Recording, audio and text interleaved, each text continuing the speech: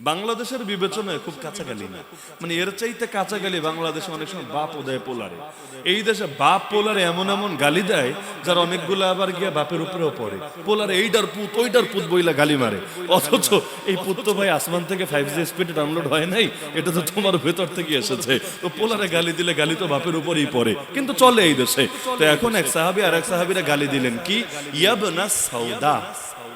আরবি যারা বোঝেন বুঝে ফেলার কথা, যারা বোঝেন না এদের সুবিধার্থে বলা।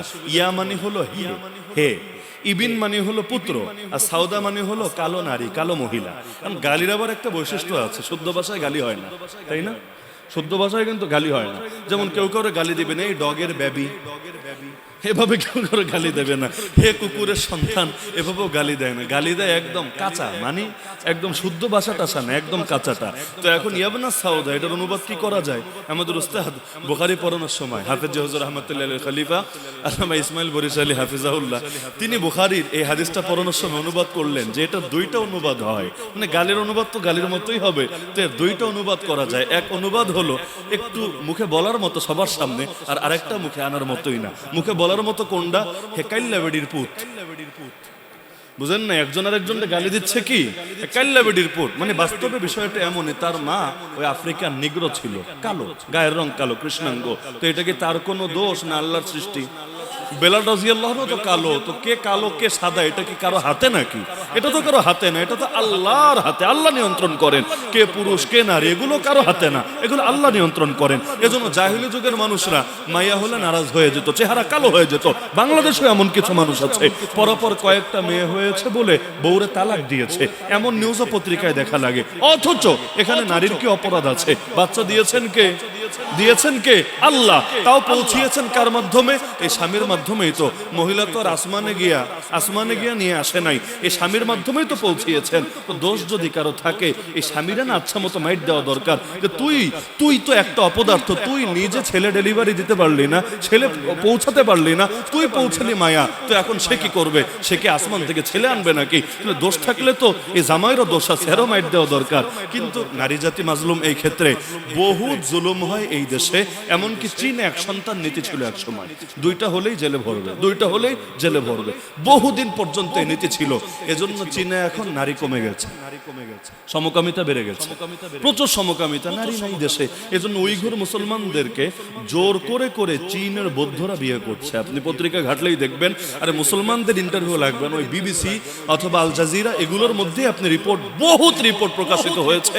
উইঘুর মুসলিম, এরা মুসলিম সম্প্রদায়, চীন দখল করেছে পরে এলাকা। তো জিনজিয়াং উইঘুর মুসলিম মেয়েদেরকে জোর করে বৌদ্ধরা তুলে নিয়ে গিয়ে ওদের সাথে বৈবাহিক বন্ধনে আবদ্ধ করছে। কেন? নারীর সংকট। এখন বাধ্য হয়ে এখানে পর্যন্ত এই কাজে জড়িয়ে যাচ্ছে। তাহলে একটা জাহিলি সংস্কৃতি হলো নারী হলে নারাজ, পুরুষ হলে খুশি। অথচ মুসলমান নারী হলে আরো বেশি খুশি। কারণ নবী বলেছেন যদি কারো 3টা সন্তান নারী হয় সে তাদেরকে ঠিকভাবে পালে আল্লাহ জান্নাত দিবে। সাহাবী বললেন যদি 2টা হয়, নবী বললেন তাও জান্নাত পাবে। বলল যদি একটা হয়, নবী বললেন তাও সে জান্নাত পাবে। তাহলে মেয়ে সন্তান মানে মেয়ে সন্তান না, মেয়ে সন্তান মানে জান্নাত, মেয়ে সন্তান মানে জান্নাত। খালি যদি ঠিকভাবে হক আদায় করতে পারেন, আপনার চেষ্টা যদি আপনি ঠিকভাবে চালাতে পারেন, ইনশাআল্লাহ সুম্মা ইনশাআল্লাহ আল্লাহ চাইলে এই আমলের উসিলায় জান্নাত দিয়ে দিতে পারেন। এজন্য দেখেন রাহমাতুল্লিল আলামিন সাইয়্যিদুল আলামিন মুহাম্মদুর রাসূলুল্লাহ সাল্লাল্লাহু আলাইহি ওয়াসাল্লামের বংশকেও আল্লাহ দুনিয়াতে ছড়িয়েছেন কার মাধ্যমে? মেয়ের মাধ্যমেই। নবীর একটা পুত্র সন্তানও প্রাপ্তবয়স্ক হয় নাই, ছোটবেলায় মরে গেছে, একজনও প্রাপ্তবয়স্ক হয় নাই। আজকে সারা দুনিয়াতে যত নবীর বংশধর দেখেন সবাই মূলত ফাতেমা রাদিয়াল্লাহু আনহার বংশধর। যদিও মেয়ের থেকে বংশ আসে না, কিন্তু নবীর শান এটা। আল্লাহ নবীর ক্ষেত্রে সমস্ত উলামায়ে কেরাম একমত, নবীর ক্ষেত্রে বিষয়টা ভিন্ন। আল্লাহ তাআলার ফয়সালাই ছিল এটা। ফাতেমা রাদিয়াল্লাহু আনহার মাধ্যমে এবং হাসান হুসাইন তাদের বংশধরদের মাধ্যমে আল্লাহ সারা দুনিয়াতে তার বংশকে বিস্তার করেছেন। আলহামদুলিল্লাহ। আল্লাহ তাআলা কিয়ামত পর্যন্ত এই বংশকে হেফাজত করবেন ইনশাআল্লাহ। তো এখন আল্লাহর ফয়সালায় সন্তুষ্ট থাকা দরকার কি না? তো গালি দিল হে কাইল্লা বেডির পুত। নবী কি বললেন জানেন? তুমি এমন একজন মানুষ যার ভেতর এখনো জাহেলিয়াত রয়ে গেছে। একজন সাহাবী, কোন পাপী মানুষ না, একজন সাহাবী দুনিয়াতে যারা রাদিয়াল্লাহু আনহুম ঘোষণা পেয়েছেন, জীবনে আর কিছু না, খালি একটা গালি রাগের মাথায় দিয়েছেন। নবী কি বললেন? তোমার ভেতরে এখনো পুরো ইসলাম ঢোকে নাই, তুমি এমন মানুষ যার ভেতরে এখনো জাহেলিয়াত রয়ে গেছে। কি বুঝলেন এখান থেকে? দুই নৌকায় পা দিয়ে চলা ইসলাম সমর্থন করে। এটা তো আর রাজনৈতিক দল না যে 5 বছর এই দলে, পোল্ট্রি মাইরা পরে 5 বছর আরেক দলে। বহুত লোক এমন ছিল, বিগত 16 বছর এক দল, এখন মাশাআল্লাহ আরেক দলে গিয়া নেতাও হয়ে গেছে। কষ্ট পায় না, হয় না এরকম? কিন্তু ইসলামের মধ্যে এরকম সুযোগ আছে নাকি যে 5 বছর ইসলামে, 5 বছর আবার ইসকনে, 5 বছর ইসলামে, 5 বছর আবার কাদিয়ানিয়াতে? এরকম কোন সুযোগ টুযোগ আছে নাকি? ইসলামে ঢুকলে পুরোপুরি ঢুকতে হবে, মরার সময় পূর্ণাঙ্গ ইসলাম নিয়ে মরতে হবে। লা ইলাহা ইল্লাল্লাহ মুহাম্মাদুর রাসূলুল্লাহ, এটা আংশিক ইসলামের ঘোষণা না, পূর্ণাঙ্গ ইসলামের ঘোষণা। তা আপনারা পূর্ণাঙ্গ ভাবে ইসলামে ঢুকতে চান কিনা? কে কে চান? যারা চান তাদের জন্য আমি ছোট ছোট পরামর্শ দিচ্ছি, হাত নামান। 1 নম্বর পরামর্শ, ইসলাম সম্পর্কে যতটুকু জানা আল্লাহ এবং তার রাসূল ফরজ করেছেন ততটুকু আপনাকে জানতেই হবে। দেশে থাকলে দেশীয় আইন জানা লাগে নাকি লাগে না? পুলিশকে আইসা ঘরে ঘরে আইন শিখায়া যায়? ঘরে ঘরে বাদ দিলে মসজিদে মসজিদে আইসা শিখায়া যায়? শিখায় না। কিন্তু যখন ধরে তখন কিন্তু আবার বলে না, ওহো তুমি আইন জানো না, ঠিক আছে যাও তোমারে ছাইরা দিলাম। তখন কিন্তু বলে না। আপনি রাস্তায় গাড়ি চালাচ্ছেন, কোন একটা আইন অমান্য করেছেন, সার্জেন্ট ধরেছে, যদি বলেন আইন জানতাম না, স্যালুট দিয়া ছাইরা দিবে, তাই না? স্যালুট দিয়া ছাড়বে? ছাড়বে না, বলবে এই নে মামলা, তাহলে আগামীতে জানাও হবে, মানাও হবে, ভালো করে মনে থাকবে, এই নে তোর একটু বেশি টাকার ফাইন দিয়ে দিলাম, তোর মনে আরো বেশি থাকবে। এগুলোই তো করে। অথচ আইন জানানো নিয়ে তারা কিন্তু আলাদা কোনো মেহনত করে না, কিন্তু ওরা বাধ্য করে দিয়েছে জানতে হবে। প্রতিটা নাগরিক দেশীয় আইন জানবে, সংবিধানে কি আছে জানবে। অথচ মজার বিষয়, এই দেশে আইনের লোকেরাও আইন জানে না ঠিক মতো। অথবা যদি বলি জানে, মানার তো খবর থাকে না। এই রাস্তায় নামলেই দেখবেন রাতের বেলা পুলিশ লেজার লাইট মারে, মারে না? ত্রিশালে মারে না? ময়মনসিংহ মারে না? গফরগাঁও মারে না? পুরো বাংলাদেশে মারে। অথচ এই যে ড্রাইভারের চোখে যে লাইটটা মারে, এটা কি আইনসম্মত না বেআইনি? দেখেন পুলিশ যখন মোটরসাইকেল চালায়, কয়জনে ঠিকমতো হেলমেট দিয়া, কয়জনে ঠিকমতো হেলমেট দিয়া, সামনের এবং পেছনের 2 জন হেলমেট দিয়া চালায় আপনি দেখেন। অথচ আইনের মধ্যে তো ওইটাও আছে, কিন্তু নিজের বেলায় তারে আর মামলা কে দিবে? পরে আর মামলা দেওয়ার কে আছে? ব্যাস মামলার ঊর্ধ্বে চলে যাবে। আবার যেটা অপরাধ না এটার জন্যও ধরবে। আপনারা দেখার কথা, ওই ঢাকায় আর্মি গাড়ি থামিয়েছে কেন? বেসবলের ব্যাট পাওয়া গিয়েছে। এটা নিয়ে আবার চ্যানেল আইতে বড় বড় ইসে রিপোর্ট হয়ে যাচ্ছে। বেসবলের ব্যাট মানে গাড়ি চেক দিচ্ছে, একজনের পেছনের যে ডালা আছে এটা খুলেছে, আর বেসবলের ব্যাট, বেসবল খেলার একটা ব্যাট আছে চিনেন তো আপনারা, এটা পেয়েছে। তাকে জিজ্ঞেস করছে ভদ্র মানুষ, কি রে এই ব্যাট কেন?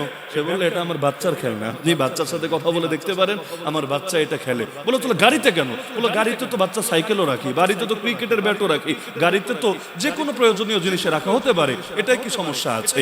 অথচ বেসবলের ব্যাট রাখা কিন্তু আইনত নিষিদ্ধ না, আইনত নিষিদ্ধ না। এখন বলবে কেউ মারামারি যদি করে, তো মারামারি তো হকির ব্যাট দিয়েও করতে পারে, মারামারি তো ক্রিকেটের স্টাম্প দিয়ে, ক্রিকেটের ব্যাট দিয়েও করতে পারে। আরে ভাই মারামারি তো ওই যে মোটরসাইকেল ওয়ালারা হেলমেট দিয়েও করে, দেখবেন গাড়ির গ্লাস গ্লাস ভেঙে দেয় হেলমেট দিয়ে। মারামারি তো হাত দিয়েও করে, হাত, তাহলে হাতও তো কাইটা বাড়িতে রেখে আসতে হবে। এমন কি এর চাইতে বড় জিনিস আছে? ধর্ষণ হয় কি দিয়া? ওইটা তো লগেই নিয়ে চলে। এখন যদি ওই ধর্ষণের অস্ত্র বাড়িতে রেখে আসা লাগে, তাহলে বিষয়টা কেমন হবে? তাহলে মারামারি যে করে এটা তো তার অপরাধ, কিন্তু কি পরিমাণ ভদ্রভাবে জবাব দিচ্ছে, তাও কি পরিমাণ তারা অপমান করেছে।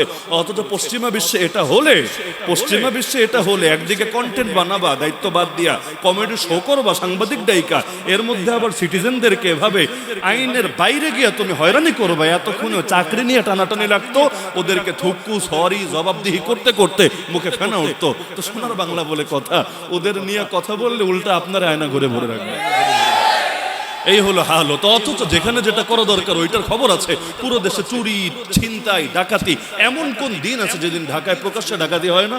এখন তো এমন হালত, রাত্রেবেলা চলতেও ভয় লাগে। আপনি দাঁড়িয়ে থাকবেন, দেখবেন মাস্ক পরা লোক এসে অথবা বাইকে হেলমেট পরা লোক এসে আপনাকে ছুরি ঠেকিয়ে মোবাইল মানিব্যাগ নিয়ে গেছে। আমাদের জানাশোনার মধ্যে কয়েক ডজন, আমাদের জানাশোনা চেনা জানার মধ্যে কয়েক ডজন ছেলের গত 2-4 মাসের মধ্যে এরকম একটা না একটা দুর্ঘটনার কবলে পড়েছে।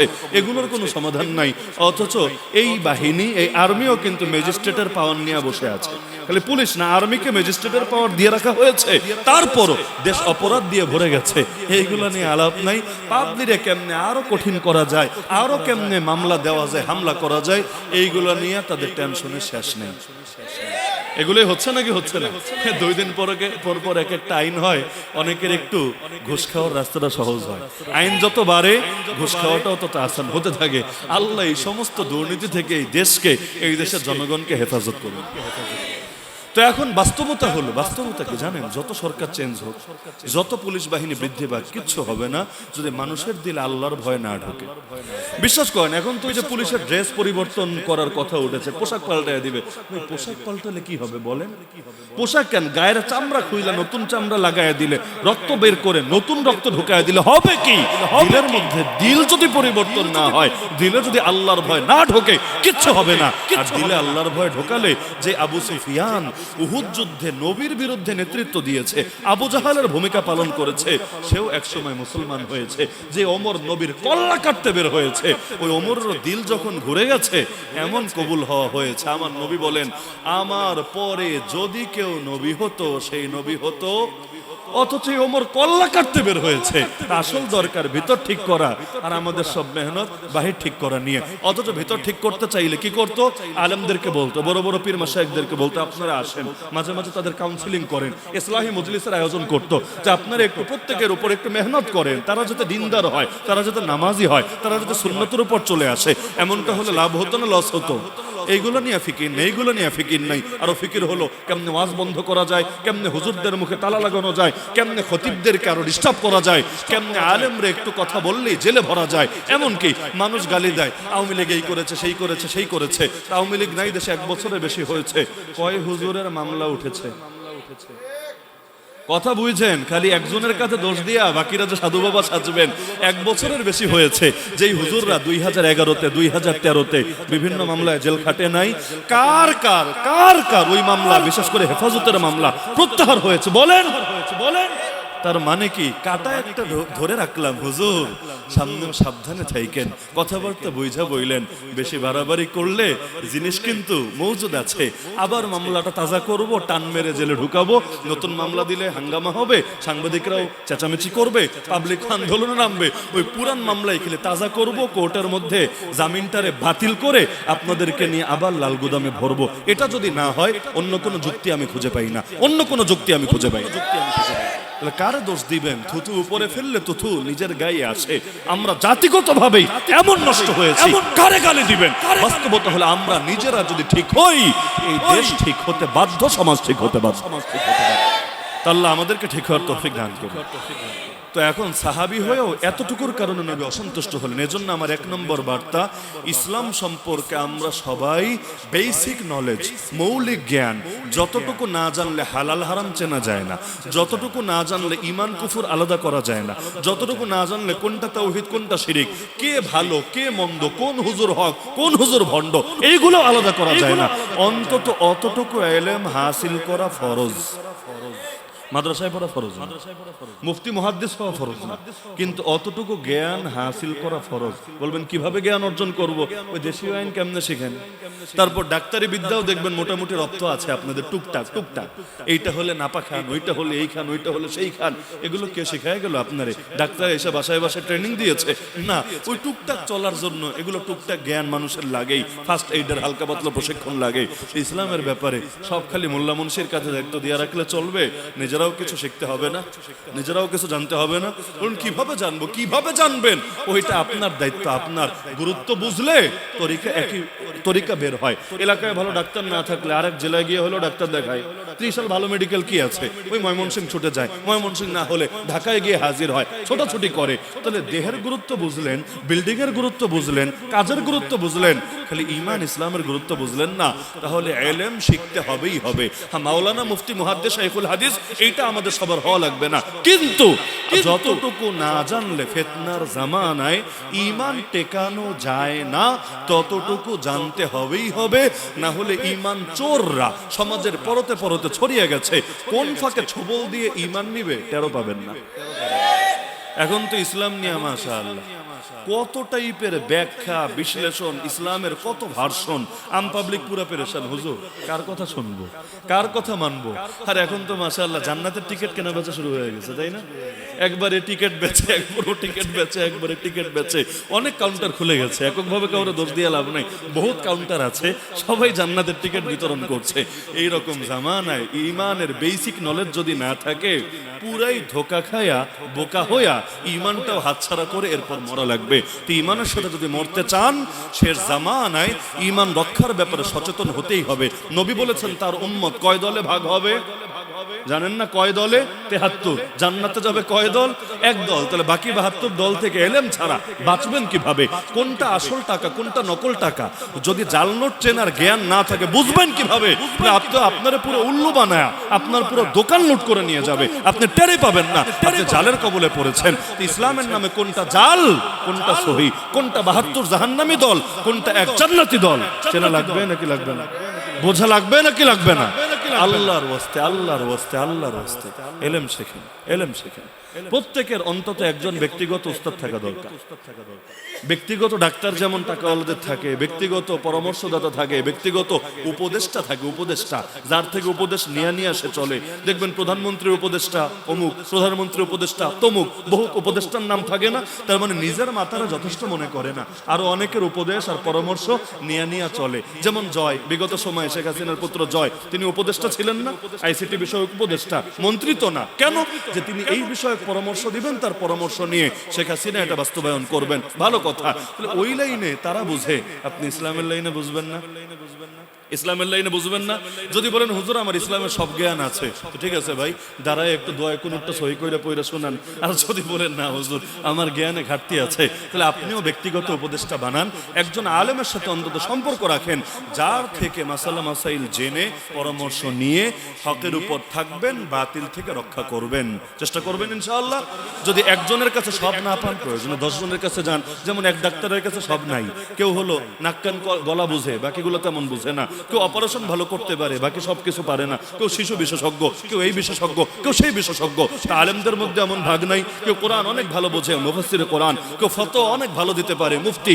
এক একজনকে আল্লাহ এক এক যোগ্যতা দিয়েছেন। কারো হাদিসের অনেক জ্ঞান আছে, মুহাদ্দিস। এরকম যার কাছে যতটুকু পান তার থেকে ততটুকু অন্তত হাসিল করেন। এই ফিতনা জামানায় সবার জন্য ফরজ দায়িত্ব এটা করবেন, করবেন ইনশাআল্লাহ। আর শেষ পরামর্শ, আরো মাঝখানে কয়েকটা দিতে চেয়েছিলাম, তবে রাত বেশি হয়েছে বলে ওগুলো বাদ দেই।